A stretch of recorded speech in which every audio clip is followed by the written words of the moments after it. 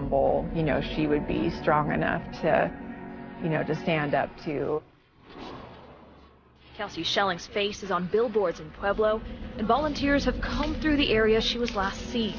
And now, since she's gone, you know, I've had to turn into a fighter.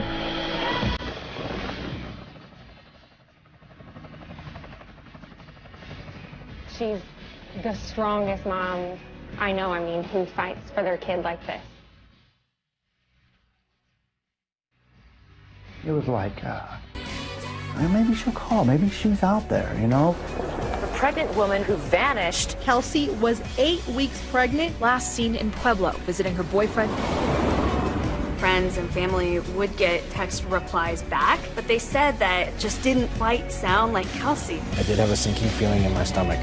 This unknown man is seen walking to Kelsie Schelling's car and is seen driving away with the car. I mean, we're trying everything. Breaks my heart. Almost 2 years after Kelsie's disappearance, a mysterious message giving everyone hope comes through that Help Find Kelsie Facebook page. It was saying, if I have information about Kelsie, can I remain anonymous? When Laura responds, a man emails her saying, "Ma'am, please, your daughter is not dead." It was just the fear of what if she is still out there somewhere. What if? I mean, it was just what if, what if?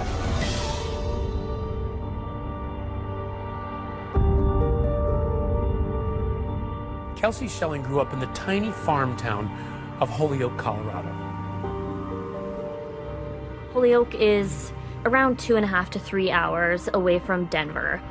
It's quiet, it's kind of have your own way. Perfect place to raise a family. Yeah, real good place, yeah. Safe. You're hoping anyway, you know. Holyoke is definitely agricultural. There's only one stoplight, and if you want to go to a Walmart, you've got to head west to Sterling. That's 50 miles away. In the early 90s, Kelsie's parents, Doug and Laura, owned the local grocery store in Holyoke. Kelsie and her brother Colby seemed to be living out the American dream.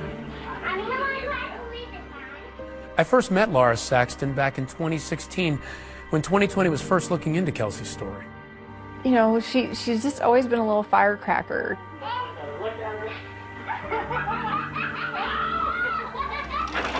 Hi, Kel. My cocoa bean. Kelsie. Kel.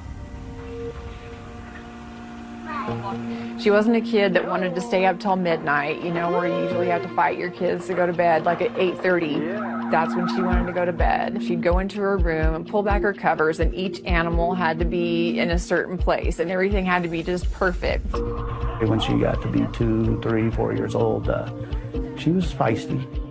You'd try to give her a kiss, and she'd slap me pretty good, so I kind of learned my lesson, you know.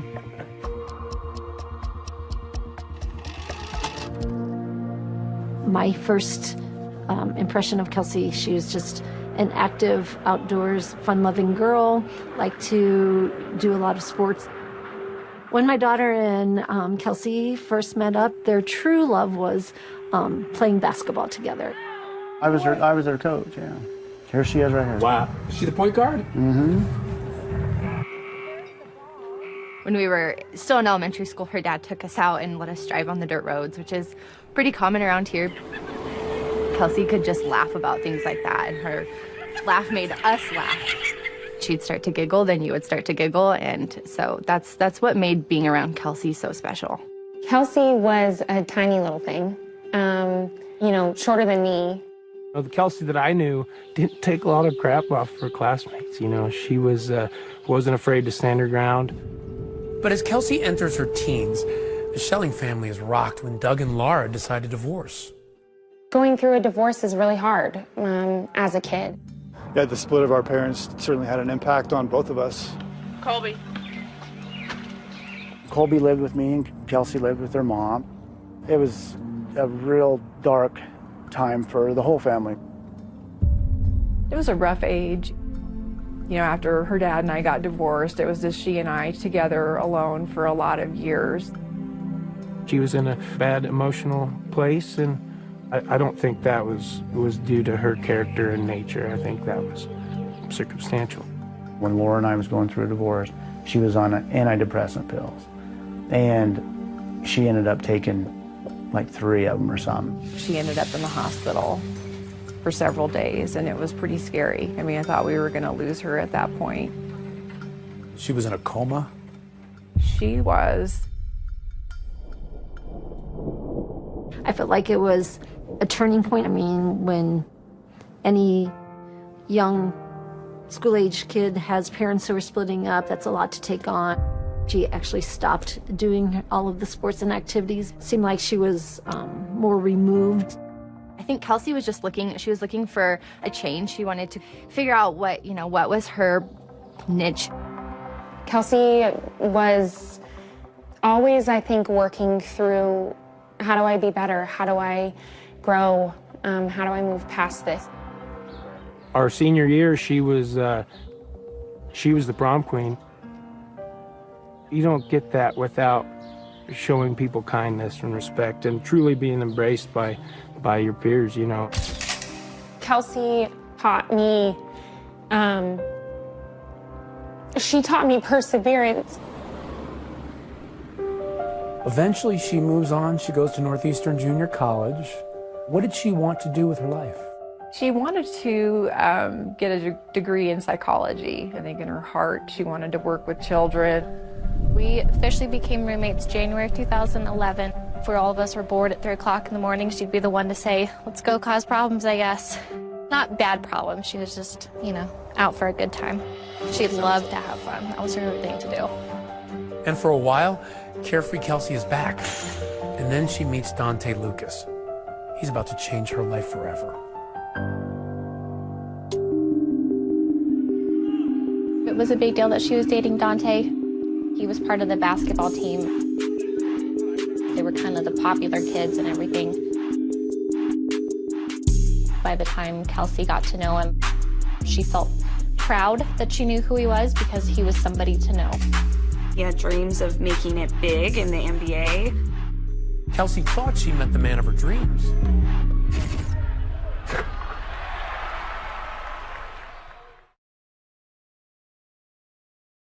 Marker. Please say your full name and give us your title. Lisa Wayne, attorney at law. Well, I had the privilege of being down in Pueblo in the 80s, and I was a public defender. Pueblo's a small town in southern Colorado. Used to be a steel mill town. The steel mill shut down in the 80s. Pueblo was founded and built by people that came from all over the world. We're the home of the Pueblo chili. Everyone that lives there is so proud of this town. Kelsie's love interest, Donthe Lucas, lives in Pueblo. Sarah Lucas, Dante's mother, is raising all 4 kids on her own in this Colorado town set on what's called the Front Range of the Rocky Mountains. In the town of Pueblo, a 6'7" star athlete stands out.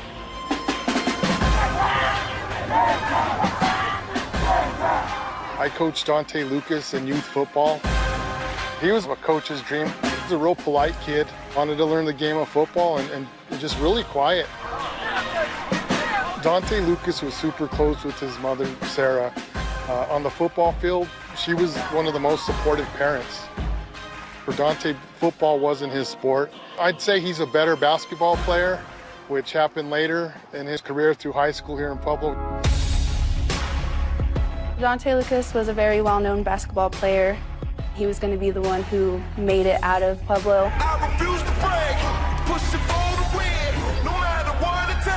He had dreams of making it big in the NBA.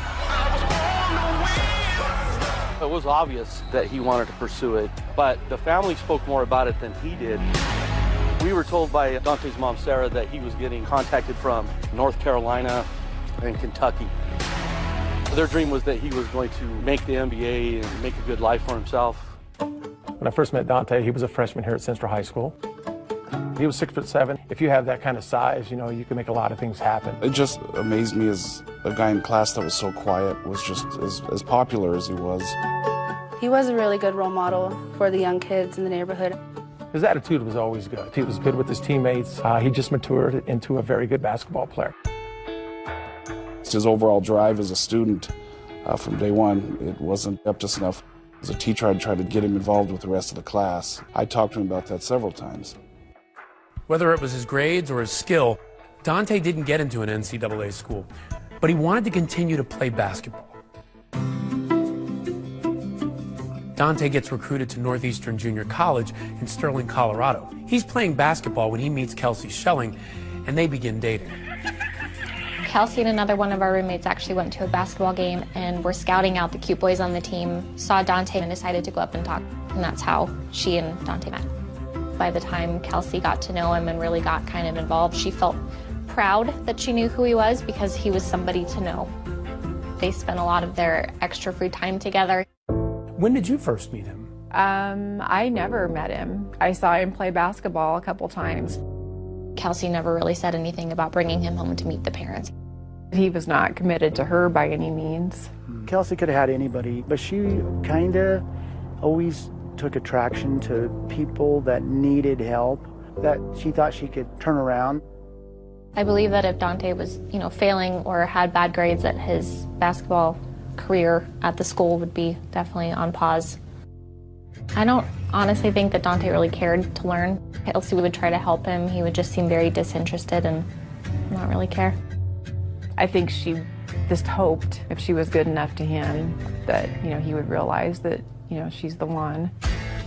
I think Kelsie stayed with Donthe because she found someone that gave her attention even if it wasn't the right kind of attention. And I think Donthe was with Kelsie because he got money from Kelsie, borrowed Kelsie's car, basically lived a life that everyone works for but didn't have to do anything for it. Just had to be there.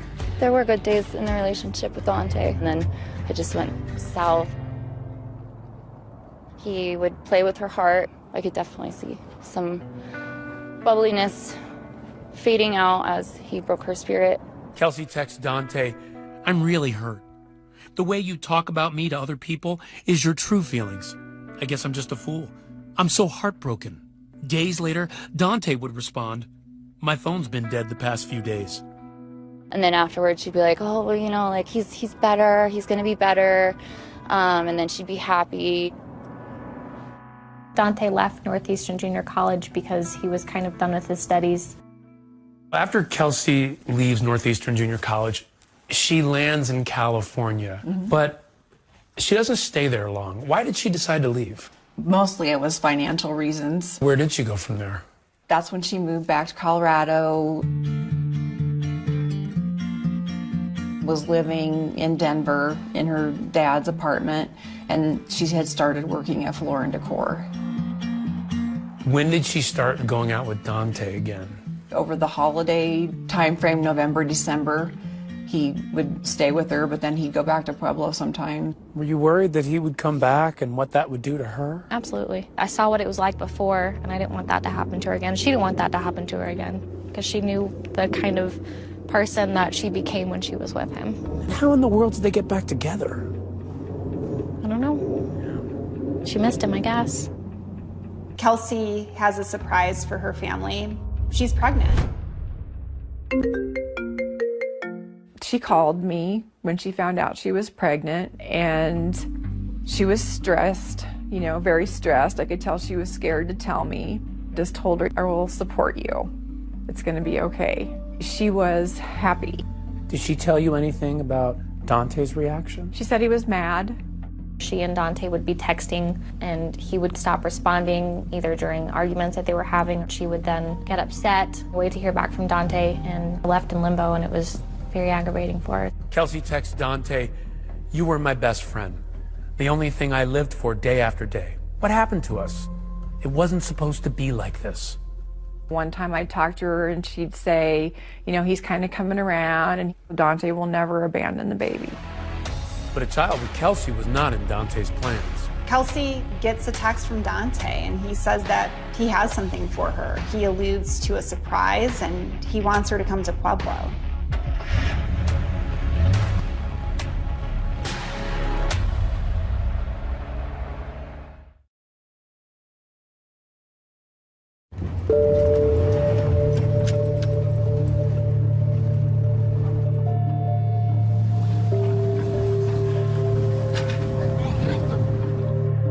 Kelsie had come home. When she was here, she slept a lot. I knew it was hard on her working full-time in Denver. Now with a new pregnancy, she was really tired. I said, I will support you. Whether Donthe is in the picture or not in the picture, it's gonna be okay. She was happy. She wanted that baby. She wanted to be a mom. She was in a good place. Yes. So I'm thankful for those couple of days that we got before she went missing. My name is Zach Hillstrom. I am a reporter at the Pueblo Chieftain. I think that people have been trying to fill in the blanks about what happened to Kelsie from the time that it happened, and not just when the mystery seemed like it might be a permanent one. On February 3rd of 2013, Donthe Lucas, her boyfriend, was trying to convince Kelsie Schelling to come visit him in Pueblo that day. She responded with a firm no. It seems like they fought a lot that night. Just before 3 a.m., Kelsie texted Donthe, "You don't have to be in a relationship with me. You don't have to marry me. You don't have to have a happy little family with me. You don't have an obligation to me. You're good. Don't worry. Good night." Lucas's response to that was, "Oh, I know all of that. Thanks for stating that for me." So it was February 4th, and Kelsie had taken 3 home pregnancy tests. So she went into the doctor and had the doctor confirm to her that she was actually pregnant. She got the sonogram done. She even had the photo in hand of her sonogram. She was able to share that with her mom. What did you think when you saw the baby? I was happy. I knew that she was happy. She showed up to work probably 10 minutes late. She just had her ultrasound. She was really excited. She was in a great mood that day. That morning, Kelsie told Donthe that she had finished her appointment and that her due date was September 13th. Lucas's response to that was cool. He asked her to skip work and come to Pueblo. She texted him, "I'm not going to come get you so we can fight all day." He texted back, "I don't want to fight at all. I want to give you this." She writes back, "Give me what?" He says, "Just wait and see for yourself. You probably wouldn't believe me if I told you anyway, so you can see for yourself." Kelsie decides to go down to Pueblo after work. She clocked out of work at a little bit after 8:40 p.m. and hit the road to see Donthe in Pueblo. So Denver to Pueblo drive right down I-25. It's about 2 hours long. It's just one straight path. Not a lot of people are out on the roads. It is a lonely, quiet drive. While she's driving down to Pueblo, Donthe sends her a text saying, "Let's meet at the Southside Walmart." She parks her car there. She texted him at 10:20 saying she'd arrived, and he replied that he'd be there shortly. She's waiting, and she's getting impatient, like any girlfriend would. At 11:10 p.m., he still hadn't shown up to the Walmart. That's when Donthe says, "Let's meet at our spot," which is in the neighborhood of his grandmother's home, and that's where Donthe was staying at the time. She moved her car there from the Southside Walmart. She was just parked on the side of the road in this residential neighborhood. So then she's left waiting there again, and she's still impatiently texting him. The last confirmed message from Kelsie was sent at 11:18 p.m. She was asking Donthe, "Where are you? I've been here for over an hour just waiting."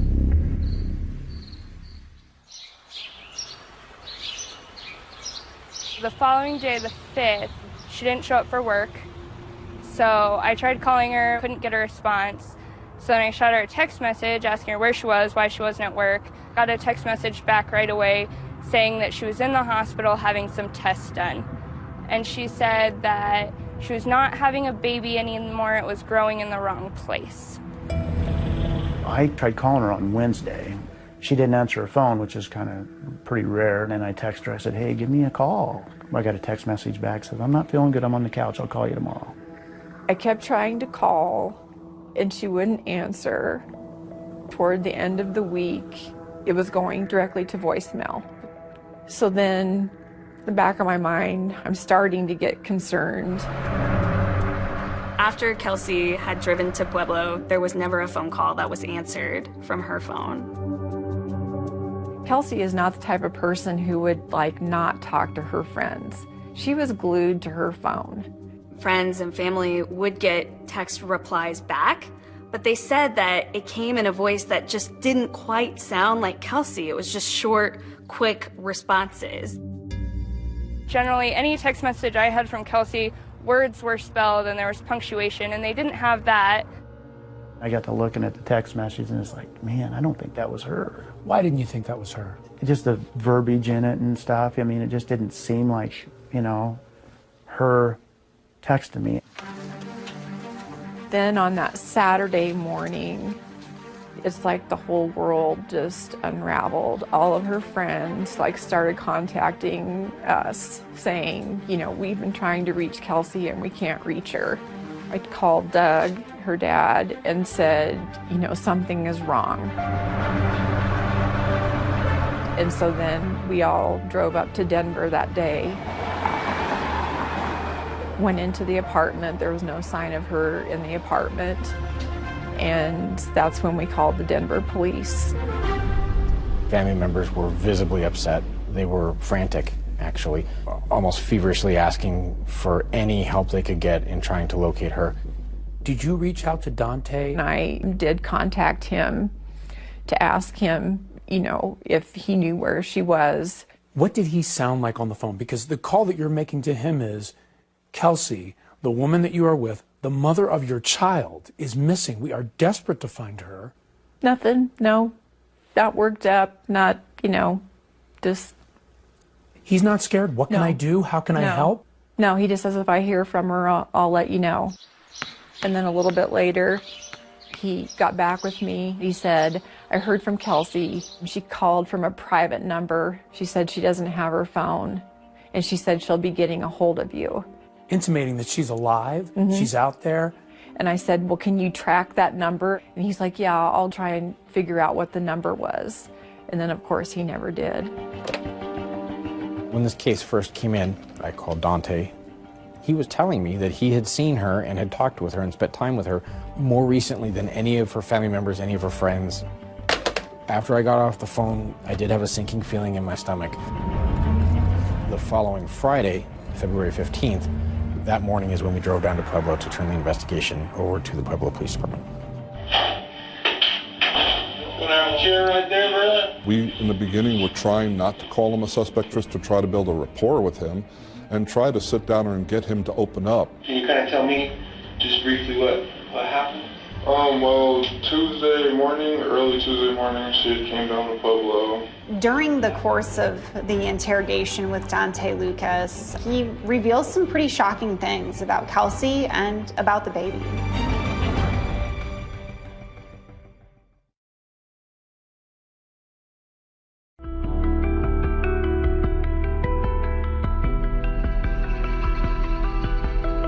Now to the mysterious disappearance of a Denver woman. Pregnant woman who vanished. Kelsie was 8 weeks pregnant. Last seen in Pueblo, visiting her boyfriend, Donthe Lucas. So when do you start talking to Donthe Lucas? We start talking to him fairly quickly as far as what is going on. Police bring Donthe in for questioning, and immediately he denies a romantic relationship with Kelsie. Now, is she your girlfriend, or no? We never were actually in a relationship. Can you kind of tell me just briefly what happened? She came down to Pueblo and we're talking, whatever. She ended up, getting mad at me or whatever. Donthe tells Officer Robinson that Kelsie slept in her car in Pueblo. He said that they met up again the following morning and that he brought Kelsie Schelling to Parkview Medical Center, where she went inside. So went to Parkview, and she went in and stayed for about almost 2 hours, hour 45 too. We have no record of Kelsie Schelling ever being here at Parkview Medical Center. Now, what do you check to find out if she was here or not? We have a medical records system that keeps track of every patient that's ever walked through our doors. So for you, there was no way she's ever here? That's correct. He alluded to the fact that she may have had a miscarriage. She came out and she told me that she wasn't pregnant. Just the day before in Denver, Kelsie's doctor told her that the baby was healthy. So then after we left Parkview, Donthe claimed that he and Kelsie then went to the Southside Walmart. Kelsie was going to grab some snacks before she made the drive back to Denver. She went to go get some snacks, like something to eat, because she was hungry. And then came back out, we ended up talking, and she ended up telling me, like, get out of the car at Walmart, and she didn't want to take me home. So I just left from Walmart, started walking home, and then my mom came and got me. But surveillance video from Walmart reveals a different version of events. He contends that the two of them are together, and clearly, based on the surveillance, it's one person. It's him getting out of the car, and no one else exits. When the car was parked at Walmart on February 5th, police believe that it was Donthe Lucas parking that car, getting out and walking away. They have pretty good surveillance video showing it. The car sat there overnight. The morning of February 6th, this unknown man is seen walking to Kelsie Schelling's car, parked at the Southside Walmart, and is seen driving away with the car. We have no idea who that person was in that video. It's a car that that person is familiar with. And we know earlier that Donthe had the key. Who do you think that someone was that came back and drove that car away? You know, there's similarities to Donthe, but it's nothing that we can 100% say that is the person who drove it away. When Donthe Lucas talked with police, he didn't paint the best picture of Kelsie. He painted a picture of, you know, just that she was kind of troubled. She had like bad anxiety, she has anxiety attacks, so she had pills for that. What can you tell me about that? She's told me before that like she's ended up in like the hospital a few times from like overdosing, I guess. Donthe cast her to police as someone who had troubles with drugs. No. No? I don't believe that, no. She just one time she told me about the suicide, but she told me she ended up in the hospital behind it like multiple times. When she was 15 years old, she did. So yes, she has had that in her past. But if she committed suicide, you would find her body. I mean, she was happy. She wanted that baby. She wanted to be a mom. So at this point, Kelsie has been missing for more than a week. But on Valentine's Day, February 14th, 2013, her car is discovered. The car of a missing Denver woman has been found in Pueblo. Detectives will be examining Kelsie's car. It was big news when Kelsie's car was found at St. Mary Corwin Medical Center. How did it get there? What happened to Kelsie? I knew once her car was found that something horrible had happened, because there's just no way that she would have gone somewhere and left her car. To find the car and no Kelsie. And no Kelsie. We did not have any good security footage that could tell us who dropped off the car, how the car got there. Normally, if someone was going to go away for a few days, they'd take their car with them. So we are now leaning towards foul play. So we accelerate the case. Police start working backwards. They start going through surveillance video, and what they find is pretty surprising. Less than 12 hours after she would have arrived in Pueblo, surveillance video shows Donthe in her car at an ATM in Pueblo. He's driving and he takes $400 out of Kelsie's bank account. But is it suspicious for you that he uses that card after the date where you pinpoint Kelsie was missing? It is part of the suspicious activity, yes. Because Donthe withdraws money from Kelsie's account without her in the car, Donthe is brought in for a second time by Pueblo Police. This is the second time I talked to you. These detectives had a wealth of information to go at him. Why'd you get the money? The money? What money are we talking about? $11.39 at the bank. You're on video, dude. In her car with her credit card. You're on tape. No, this is for the 400 that you're talking about? This is for my phone bill. Why didn't she go with you to the ATM? It's not in the car. It's on the video. It may have been while she was over the hospital. I'm not sure about the, like I said, like my time frame has been messed up. The detective moves on to another topic, talking about why there's no record of Kelsie ever showing up at the hospital. There's no record of her ever being at Parkview. That's like all I have to say. Now here's the thing. Instead of pressing Donthe on these contradictions, They move on to an unrelated topic. When you dropped her off, when she dropped you off at Walmart, where were you parked at? I mean, like, apparently you guys know, so, like, I don't understand why you, like, I told him one time, like, that's all I can say about it. When she dropped you off, when was that again? Can I speak to a lawyer, please? So if you guys just keep asking the same questions over and over, and, like, I just like to speak to a lawyer. Once he requests a lawyer, all questions come to a halt.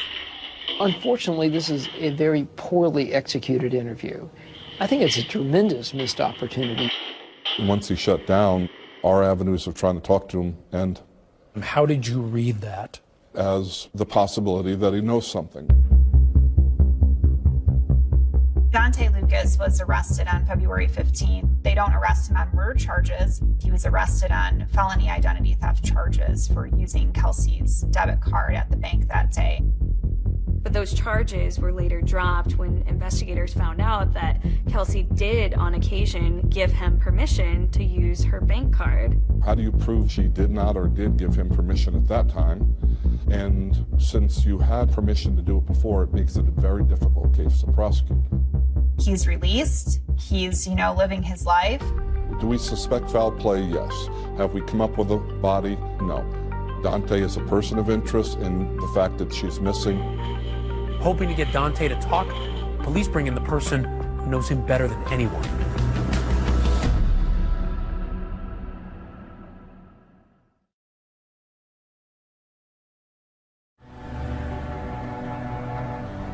Mysterious disappearance. And the disappearance of Kelsie Schelling. Found in Pueblo.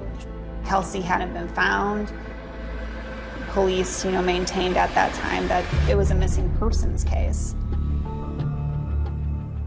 When the charges of identity theft are dropped in March of 2013, police can't get Donthe to talk again.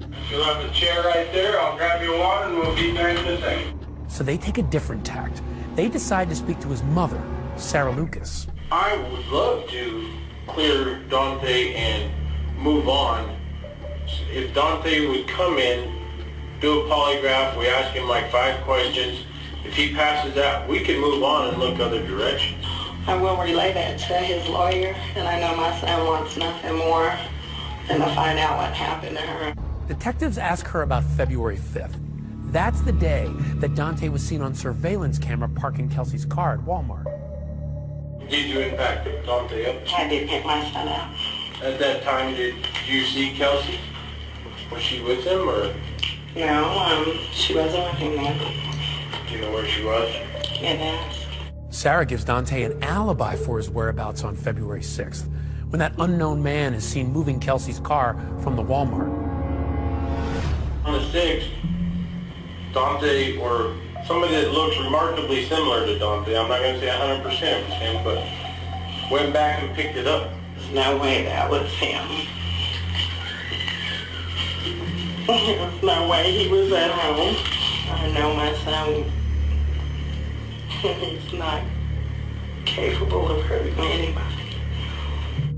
But it's been 3 years since this case happened. No one's been charged.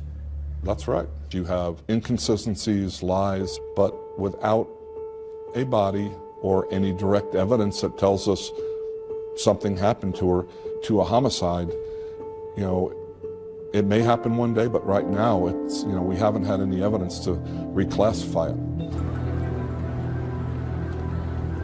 You look at the Pueblo Police Department, they probably didn't have as many resources, and her family quickly became frustrated with how this investigation was progressing, or kind of the lack thereof any progress. Kelsie's still not a victim, according to them. There's not been a criminal act committed, according to them. We just want an effective investigation done into Kelsie's disappearance. Her family is pleading for your help.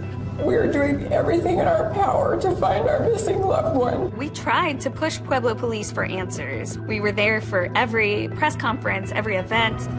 We just weren't getting any new information from them at all. And to me, that was so frustrating. The investigation really isn't being handled properly.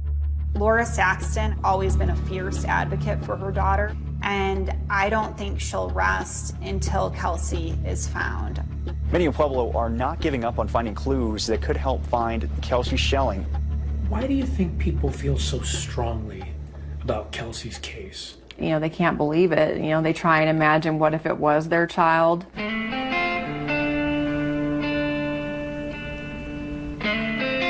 We're gonna break up again over here. In May of that year when she went missing, they started doing their own searches because they didn't think police were looking hard enough. The whole community was rallying. There were so many searches for her body all over the city of Pueblo. This is probably one of the largest groups we've had in a while. After 3 years, that means a lot, so thank you. Come on, kid. People were scattering, just looking for any shred of evidence. It's becoming harder to come back. I dread the trips, but I know I have to do it. She comes home empty-handed. The one thing that she doesn't have is Kelsie. They never found anything on those searches. Then those searches turned into anniversaries. Kelsie Schelling disappeared 4 years ago this month. And Kelsie's mother believes police are now closer than ever to finding her. That turned into justice walks. What do we want? Justice! Around the Pueblo Police Department and the District Attorney's Office. We appreciate you all so much. Your support keeps us going. To put pressure on our system to do something here. We're going to keep going. We're going to keep coming up with ideas. I mean, we're trying everything. Kelsie's family offers a $50,000 reward for information. So you feel like you're doing everything you can, even to this day, to find out what happened with Kelsie? Yes. There is no lead we don't follow up. We followed up leads from psychics that call in. Well, they've had a vision on where Kelsie is, and we followed up those leads.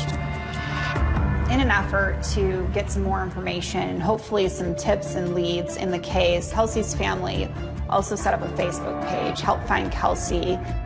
It was one source or one place where people could come together to generate information, maybe from even people that didn't want to call police. You get a Facebook message. It was from a woman saying, if I have information about Kelsie, can I remain anonymous? It's so awful. He sold her into sex trafficking. I almost feel like I went insane. What if she is still out there somewhere? We were on the ground to investigate, and I couldn't believe what happened. Right when they're at the trunk, get ready. It's Ryan Smith, ABC News.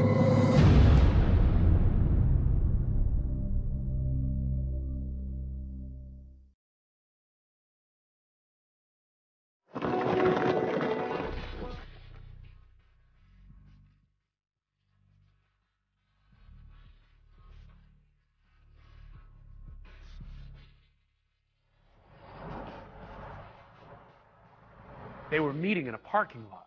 Donthe sends her a text saying, let's meet at the Southside Walmart. And she parks her car there. The car sat there overnight. This unknown man is seen walking to Kelsie Schelling's car and is seen driving away with the car. And Kelsie's just gone. Kelsie had taken 3 home pregnancy tests. Now, is she your girlfriend or no? We never were actually in a relationship. The lead suspect stops talking. Can I speak to a lawyer, please? It's a dead end. These are the stories that keep us up at night. But an undercover volunteer befriends him. I had to play the role that I didn't know what was happening, so I was like, oh my gosh, what's going on? Like, what is happening? Okay, they're both rolling now. There's a sting operation. Right when they're at the trunk, get ready. We're about 10 seconds away. Marcus Ryan Smith, ABC News. How you doing? I know that my testimony could potentially help take him down. The anxiety level was high, the tension was high. A witness in the Donthe Lucas trial was found shot to death. Another moment where your jaw hit the floor. When they came and told us the verdict was in, we all were just like, oh my God. Her mother simply won't give up on finding Kelsie.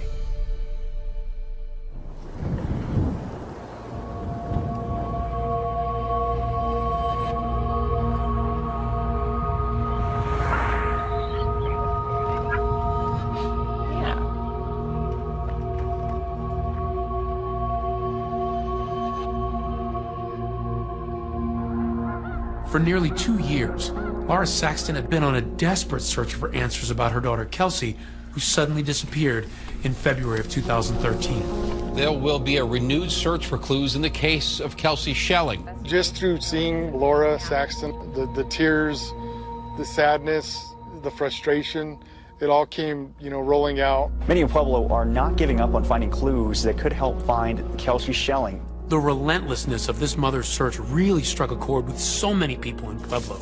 Scores of locals turned out to help Laura search all around the Pueblo area for any trace of Kelsie. Over here on this other hike in 2 more groups. The ride home is always really tough, going home empty-handed, emotionally and physically. Is it hard to keep hope? As far as the hope of actually finding her, that dwindles, every day. But then, in October of 2015, nearly 2 years after Kelsie's disappearance, there's a shocking development. A mysterious message giving Laura hope comes through the Help Find Kelsie Facebook page. That's the page that Laura had set up to gather tips and leads on the case. It was saying, if I have information about Kelsie, can I remain anonymous? When Laura responds, a man emails her saying, "Ma'am, please, your daughter is not dead. She will be back home alive."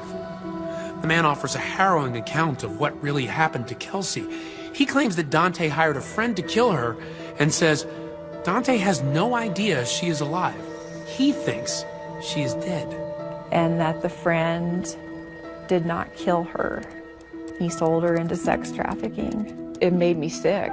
I mean, I could barely function. What if she is still out there somewhere? The emailer says he needs money to help Kelsie escape. $50,000 in cash. So the plan is this. The money is to be brought to Vancouver, Washington, specifically to a local McDonald's restaurant. Then it's to be hand-delivered to a guy named Marcus, who would be wearing a red hat. Once the money was exchanged, then this courier person would go and get Kelsie and bring her back to the McDonald's. I'll have to sell some stocks, which will take about a week, but I can push to expedite that process. I just thought, what if she's been out there and I could have found her and we haven't? I mean, it was just what if? Laura sets up the meeting at the McDonald's in Vancouver to deliver the cash.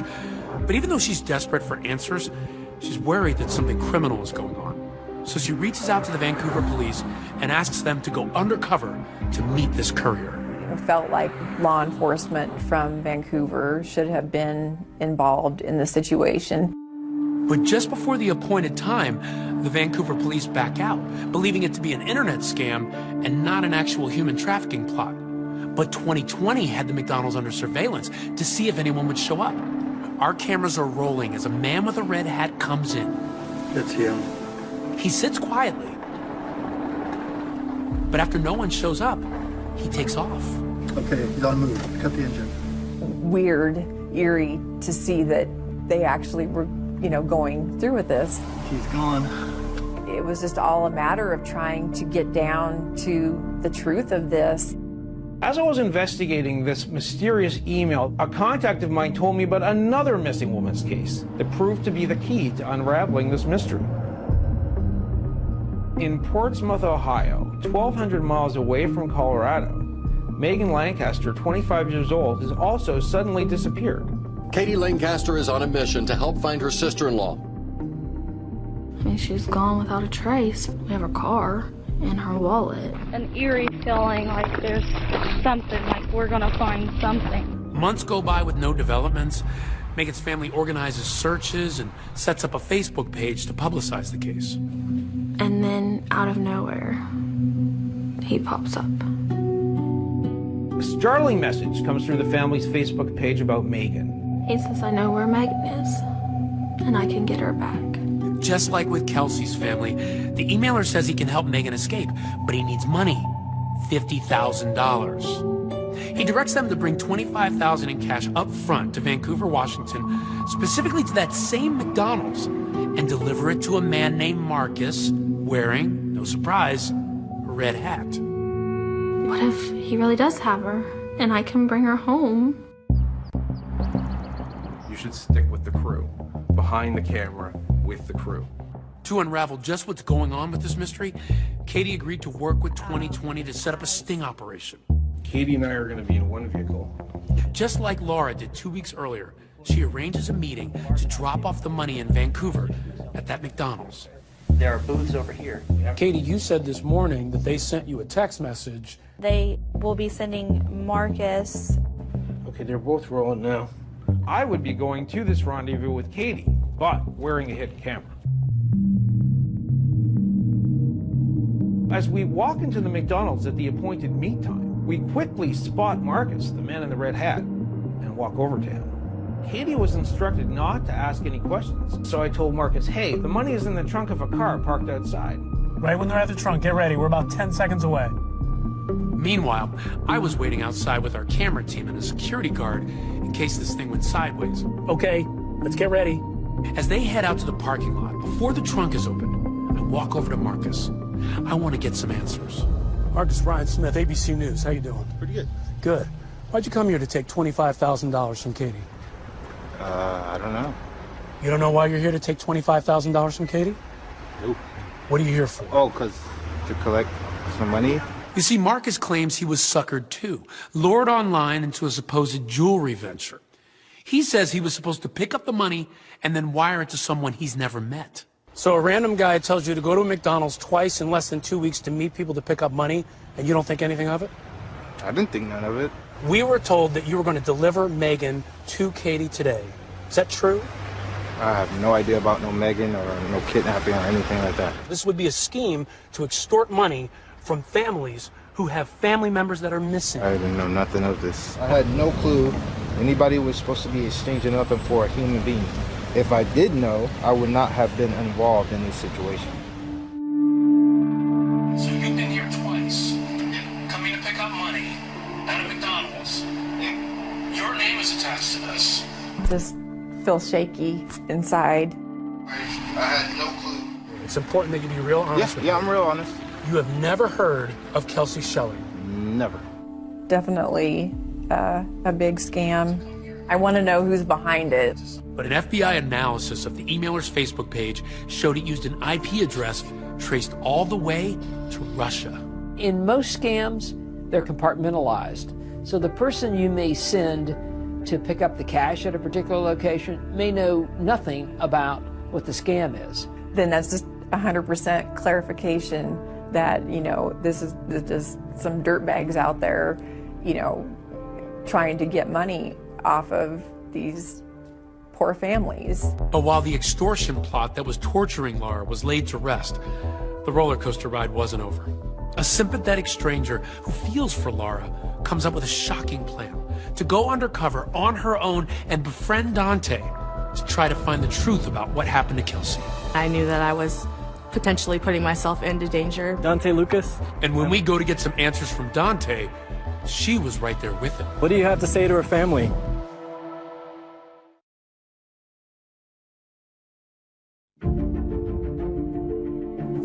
Even though Laura Saxton lives hundreds of miles away from Pueblo, Colorado, the news about her years-long crusade to find her missing daughter continued to resonate with folks living there. Our top story tonight, the search for Kelsie Schelling. Today, law enforcement following new leads in the case. We're going to keep coming up with ideas.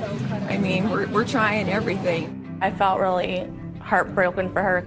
As a mom, I couldn't even begin to fathom knowing that your child's out there.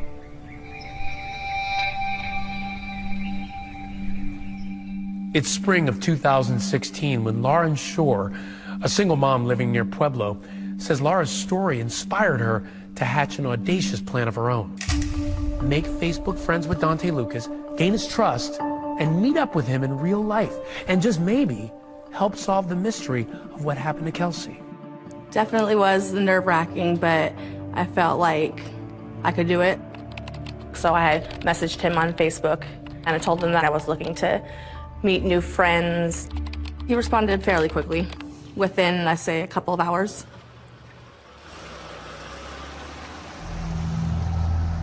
Lauren was eventually able to get Donthe to meet her in person. When we shot this footage of Donthe playing basketball in 2016, Lauren was there with him. She says it was only the second time they'd ever met. We had went to a basketball court to just play around, shoot some hoops, and that's when a man with a camera came up to us. Donthe Lucas, I'm with ABC News 2020. The family of Kelsie says you're responsible for her disappearance. Is that true? Who's Kelsie? I freaked out. I had to play the role that I didn't know what was happening, so I was like, oh my gosh, what's going on? Like, what is happening? What's happening right now?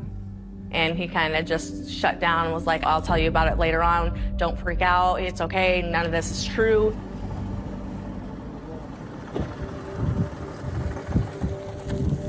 As the weeks go by, Lauren says she's able to develop a close relationship with Donthe. We just hang around the family, watch movies, drink a little bit. He always smelt of alcohol. He comes off as very cocky, I feel like. He feels like he's just the man, and he can't do no wrong. Just as she'd planned, Lauren says she got Donthe to open up, to trust her enough. The time finally seemed right to ask him about Kelsie. There was only a certain amount of period of time that he would talk about it.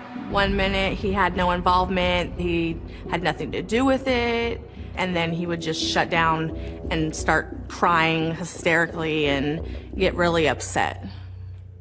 But Lauren says something very unexpected happened with Donthe. Her undercover relationship with him blossomed into romance. I felt like he did genuinely develop feelings for me and did genuinely fall in love with me. He has this way about him that makes you just feel so sorry for him. In the back of my mind, I always kept that he is potentially a murderer. Lauren says her relationship with Donthe continued for about a year, but then something happened. There was an incident outside his house that made her realize she was in way over her head. He's like, I want you to marry me. And he showed me the ring, I took the ring. At that point, I was kind of like done, because I didn't want to get in any deeper than I had already gotten into. Despite all the efforts of this clandestine girlfriend, her work doesn't seem to be paying off, and the clock just keeps ticking for Laura Saxton. She's not any closer to knowing the truth about what happened to Kelsie. I wasn't happy at all with how things were going, and I mean, that's one big reason why I wanted to do the first story with you guys. Was I was hoping that that would somehow bring something out into the light. Tonight on 2020, when do you stop looking for a pregnant daughter who's vanished? In May of 2016, our first 2020 program on the Kelsie Schelling case hits the airwaves. The very day of our broadcast, there's a big announcement regarding the investigation into Kelsie's disappearance. The Colorado Bureau of Investigation was going to join the case. That was news to me, so I was kind of like, oh my God, this is awesome. I think once that 2020 special aired, it really turned up the heat on Pueblo Police and on this case. Taking over the case, Pueblo Police Department Commander Eric Bravo and CBI agent Kevin Torres. Working together, they moved fast, turning it from a missing persons case into a full-blown criminal investigation. It was a homicide investigation in our eyes, so I immediately started working on setting a plan into motion how we wanted to proceed. Police got a tip that led them to believe Schelling's body might be in Donthe's backyard. It's not long before police dig up the yard of the house where Donthe and his family had been staying. So we thought, man, you know, we really have something. But it went from elation to satisfaction. You know, that day it just seemed like we were there, and then it slipped away. During the investigation, Agent Torres finds out about Donthe's relationship with Lawrence Shore. When he interviews Shore, she reveals that Donthe had made a key admission to her about Kelsie's disappearance. And it's about that Walmart surveillance video of the mystery man walking over to her car and then driving off with it. She confirmed for us, Donthe admitting it was him in the Walmart surveillance video. She also informed us that Donthe admitted to her dropping Kelsie's car off at St. Mary Corwin Hospital. The piece of information that Lauren provided to us was a pretty crucial piece at that point. Then, in late 2017, there's a huge development that will totally transform the case. A Pueblo man tells police that Donthe and other family members had attacked him in front of their home and stolen $1,000 from him. Now that gives police a reason to arrest Donthe. I had information that Donthe was leaving Pueblo and was heading to DIA, where he seemingly intended to board a flight to Tucson. And the concern was that he may take other efforts to meet friends in Mexico. Boy, the anxiety level was high, the tension was high. The time was ticking away, and the tires were turning on the road. And Donthe was within 20 minutes of getting on a plane for Tucson, Arizona, when he was arrested.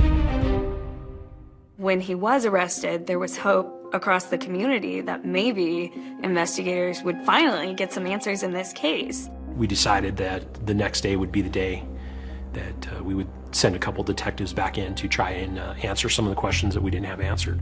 During his interrogation, Donthe finally breaks down and comes clean, confirming Lauren Shore's account that he was the one seen in that Walmart video. So that information that he confirmed that that was him was huge. You see, it was that admission, combined with the wealth of evidence from text messages, cell phone records, and surveillance video already gathered, all of that was enough for prosecutors to move forward. At the end of the day, I said, I think we have enough here to go forward. I ethically believe that Donthe Lucas killed Kelsie Schelling, and I think we have the evidence to prove it. A major development, the ex-boyfriend of a pregnant Denver woman who went missing 4 years ago. He now faces charges of first-degree murder. How were you thinking as his trial approached? Are you thinking justice will be done? I put a lot of things on hold because I just was, sure it was going to happen and, wanted to be ready to go. So after 8 years, Donthe Lucas is finally in court, and the prosecution has a surprise witness. That just took the whole room's breath away. No one saw that coming.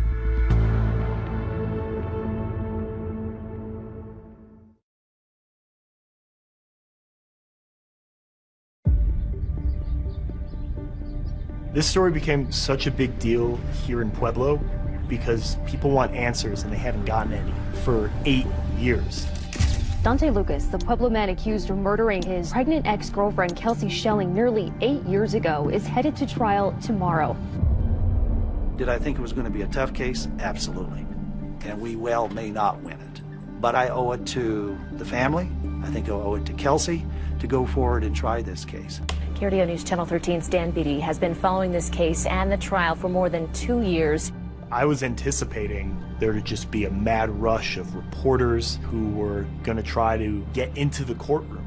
I was very worried that I might not even get a seat. You could feel the anticipation. When I saw Laura Saxton walk into the judicial building, you could tell this was a day she's been waiting for a long time. Denver 7's Liz Gilardi in Pueblo today for opening statements. Liz, you have been with this case every step of the way now for all these years. The prosecution simply started out and they said, this is not a missing persons case. This is a homicide case.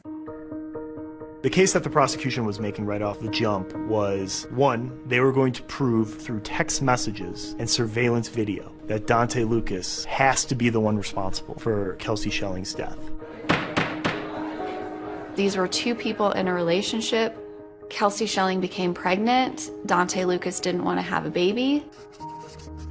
And he made sure that didn't happen. I know that she had mentioned Kelsie Schelling's Chevy Cruze. The prosecution said this car tells a story, and they told the jurors that you will see Donthe Lucas moving this car around Pueblo in the days after she went missing. The idea that someone can essentially disappear without a trace, I think, is kind of a counterintuitive thought for people to have. Prosecutors think there's enough evidence to convict Lucas even without a body, but the defense disagrees. In the opening statements, the defense said this is a missing persons case. This has always been a missing persons case. They said there's no body, there's no evidence. Why should you believe that Donthe Lucas killed her? They do not have a crime scene. They do not have a murder weapon.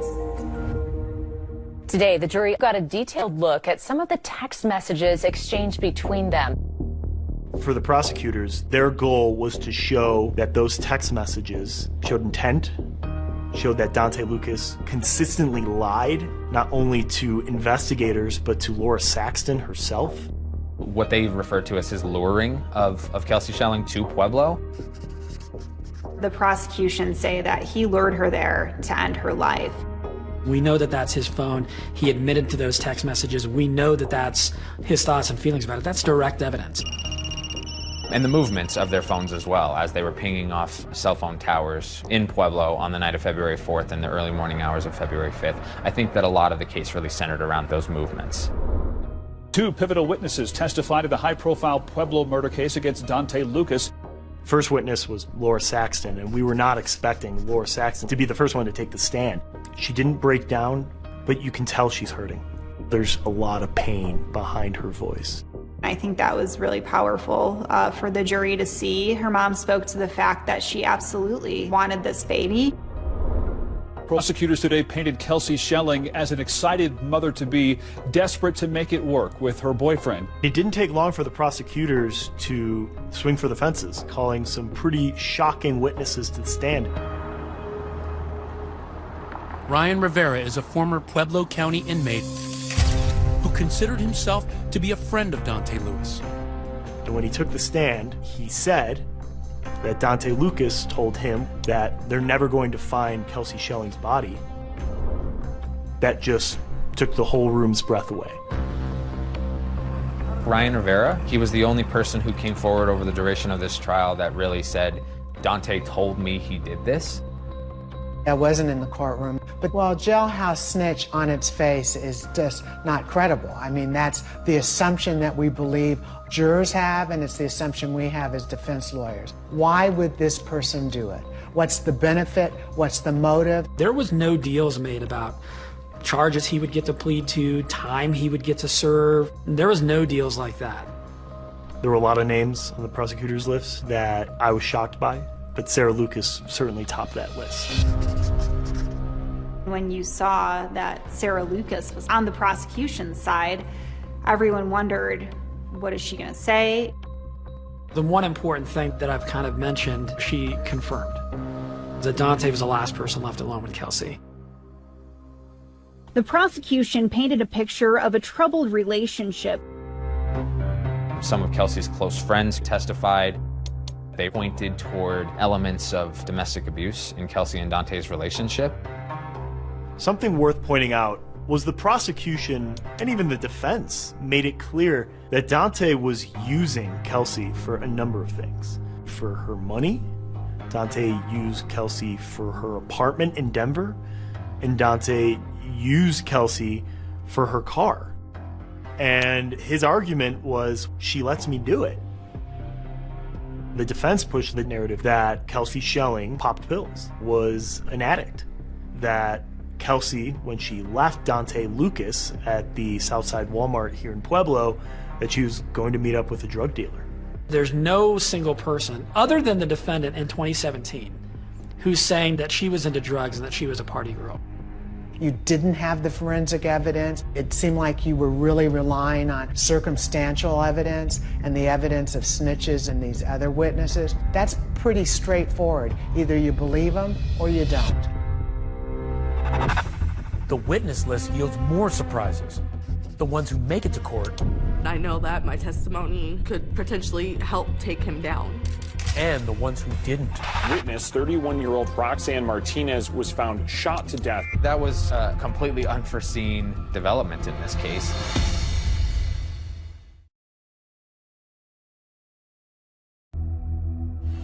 Breaking on Denver 7, a key witness in the Kelsie Schelling murder trial found dead. That witness, 31-year-old Roxanne Martinez, was found shot to death in Denver last week. These are still very stunning developments. Roxanne Martinez, a witness for the prosecution, who was set to testify soon. That was just an absolutely, completely unforeseen development in this case. People were reeling when that news broke. Denver police officers were called to a residential area in southeast Denver on a report of an unresponsive female who was lying in the roadway. We determined that that individual had been shot one time and died from that injury. Her dad is in shock, her mom, her stepmom. It's just tragic all the way around. I think when a witness in any major case turns up dead directly before they're set to testify, I think, of course, people are going to think, was she killed because she was going to testify? Denver police arrested a suspect in Martinez's killing, 29-year-old Emmanuel Chandler. Chandler has been charged with first-degree murder, but he hasn't entered a plea yet. We don't have any connection between Mr. Chandler and Mr. Lucas or anybody associated with that trial. Our concern was to make sure that people understood that while she was an endorsed witness, I couldn't comment on her testimony. Nobody knows what Roxanne Martinez was going to say on the stand for sure, with the exception of maybe the investigators who talked to her. But while prosecutors say they can't discuss what Roxanne Martinez would have said on the stand, 2020 has uncovered some revealing details about her. You see, back in March of 2016, a woman named Roxanne had reached out to Laura Saxton through that Help Find Kelsie Facebook page. Roxanne messaged that she used to date the guy Kelsie was pregnant with, and he told me what had happened and started crying.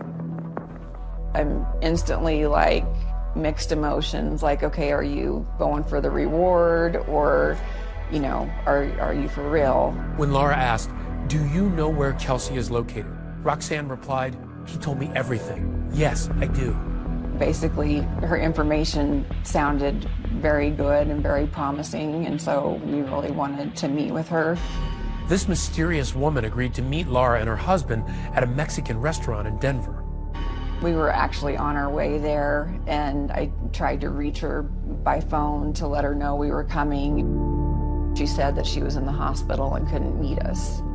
That was kind of the extent of what I really remember. And then, you know, past that, then, you know, that was all turned over to law enforcement to look into further. Authorities say that woman was the same Roxanne who was killed during the trial. I can confirm that CBI followed up and interviewed her, that we did have her as an endorsed witness, that we wanted to testify during trial. The thing that I'm steering clear from is I just don't want to talk about evidence that wasn't actually admitted during trial. Martinez's killing shakes up the trial and threatens to overshadow the testimony of another prosecution witness who had a remarkable story to tell. It's none other than Lauren Shore, that woman who befriended Donthe as part of a plan to try to find out what happened to Kelsie. I know that my testimony could potentially help take him down, and that was realistically why I wanted to testify.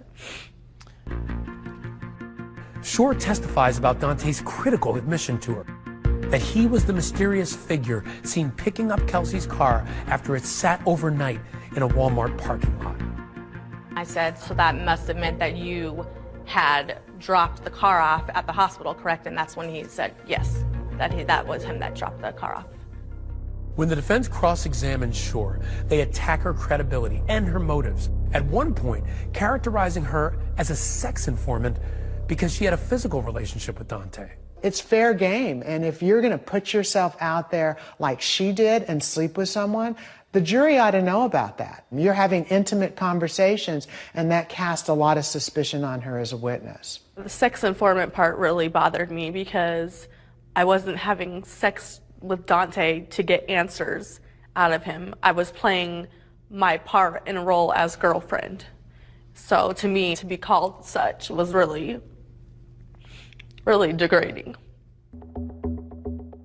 On the very last day of its case, the prosecution played an interrogation video of Donthe confirming Shore's account. The clip that I played at the beginning of my closing was his phrase to detectives, "I lied from the jump. I moved the car." I wanted the jury to hear the defendant, in his own words, say, "I lied." When it's the defense's turn to present its case, they raise a lot of eyebrows in court.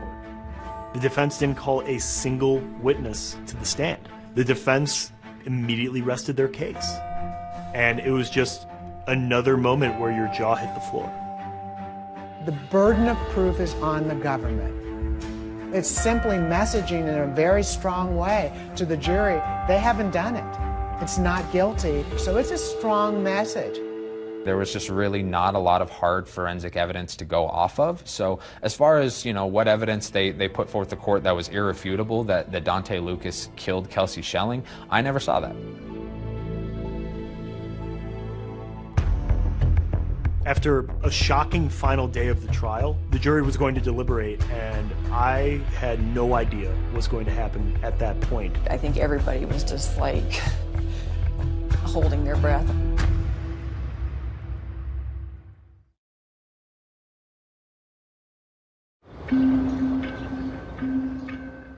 Prosecution and defense have given closing arguments. The jury is now deliberating. Well, on that last day of the trial, no one expected to get a verdict that day. So now the waiting begins. Yes. And I was prepared to camp out at the courthouse as long as I had to. I really thought I would be there all week, and we're really totally unprepared for when they came and told us the verdict was in. I think we all were just like, oh my God. I mean, it was shocking how quickly they arrived at their decision, especially given just the amount of information they had to look at. I can tell you, because the decision came back so early, all of our experience as prosecutors is that this was probably an acquittal, because juries tend to come to decisions more quickly on acquittals than convictions. It was like standing on the precipice of a cliff and looking down. It was scary. It was a very tense atmosphere in the courthouse while everyone was waiting to hear what the verdict was. Even I was nervous, and I'm not affiliated with Kelsie Schelling's family at all. People were wondering, does that mean Donthe Lucas is going to walk? I think everybody was just like holding their breath almost. And then, when you hear the verdict, tell me how you're feeling. Well, the words came out way too slow. Like, I feel like the judge was talking in slow-mo, even though he wasn't. I mean, I was just like, every word, it's like, okay, spit it out, please. And then he finally got to, guilty of first degree, and I think that was the first breath like I had taken in a long time. This is a guilty verdict 8 years in the making, and even though Kelsie Schelling's body has never been found, the jury clearly felt there was enough evidence to convict the man her family has always suspected from.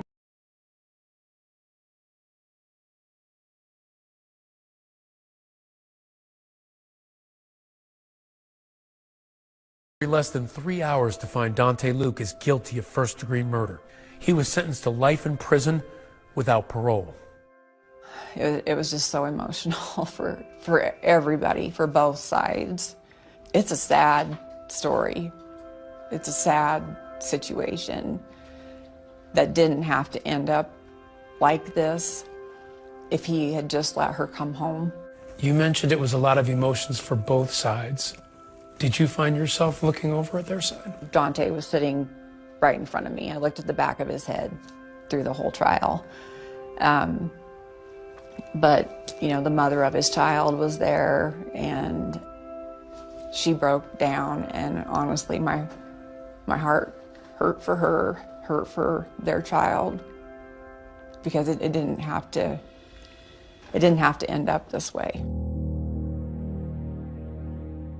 Ryan Rivera's testimony was the biggest bombshell for our trial. It had moved us all. I could hear the gasps even in the masks of fellow jurors. When it came out that he was convicted, I think there was a great feeling of satisfaction and relief, not elation. You have to look at it from this side too. Mr. Lucas is a young man, and he was convicted of a criminal crime that shapes his life for however long he lives. I think it's every parent's worst nightmare that a child goes before you, and you can never fully heal that wound. I can tell you, I almost lost a child in the early 80s. And so I had a lot of sympathy with Laura and her family, because I came that close to that tragedy. And that child was the lead prosecutor on this case. So the elected DA is my dad, And Kyle McCarthy, who was obviously on the case with me, is my husband. And we, I don't think, had a night in the last 4 years that we haven't gone home and talked about Kelsie Schelling. Sometimes it's the first thing we talk about when we wake up. Sometimes it's the last thing we talk about before we go to sleep. On Saturdays when we're driving kids around to soccer, a lot of times we're being told to stop talking about it because they can hear us in the front seat talking about it. We both also had, and I mean, an incredible emotional pull to the family. That is a very special relationship, one that I will value for the rest of my life. Well, I think, Michelle and Kyle with their closing, they're amazing. I don't even know what other words to use. The first things that she told the reporters outside of the courthouse after the guilty verdict, yes, she was happy, but she was still devastated. So we're very, very thankful for this outcome. But in the end, I didn't get Kelsie back. And that's what I wanted more than anything. So I feel like I didn't do something, I didn't push hard enough on something, or I didn't look enough on something to bring her home. That devastation isn't going anywhere. Like she said, she has to live with that forever. Her goal throughout all of this was to bring Kelsie home, give her a proper burial. So I know she had expressed that in some ways she felt like she had failed in her main mission. I think the investigative team has some ideas where she may rest. If that's where she is, that's just like the worst possibility to me.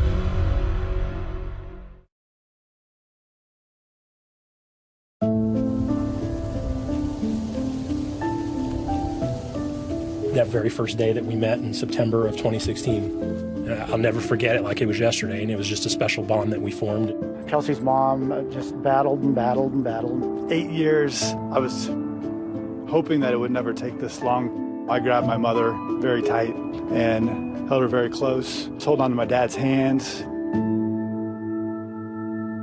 Since the trial's over, it's because And Kelsie still hasn't been found, but I've just felt very empty this past week. It doesn't feel final because we still don't know where Kelsie is, and we still don't know exactly what happened. It turns out that prosecutors did present troubling evidence from the night Kelsie disappeared. That evidence provided a possible explanation to where her body could be. We received information from the Pueblo landfill that there was some video evidence of a vehicle being there. You couldn't see what kind of vehicle. You couldn't tell who was in the car. Their lock to their front gate into the dump had been tampered with. Well, it caught my attention when I grabbed the lock on my hand, and I said, well, somebody tried to get in here overnight. The cell phone records, the pings were all out in that area. So, we suspected that's what happened. If you heard the testimony of the landfill expert, it would be next to impossible to just find a body just by conducting a search of the landfill. Who wants that for their child to be the final resting place? No one. We want to bring her justice and bring her home with us, her and Kadri both. Kadri, that was the name that she was going to give the child. I'm never going to recover without getting her back, and so I still have nowhere to go to take her flowers, to go sit and talk with her, take her balloons on her birthday, go to see her on the holidays. Hi, Dad. Hi, Coco Bean. How do you want her to be remembered? A little girl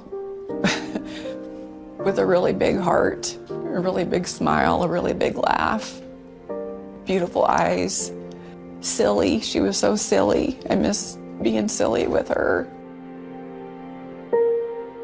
I miss all the things that we didn't get to do together.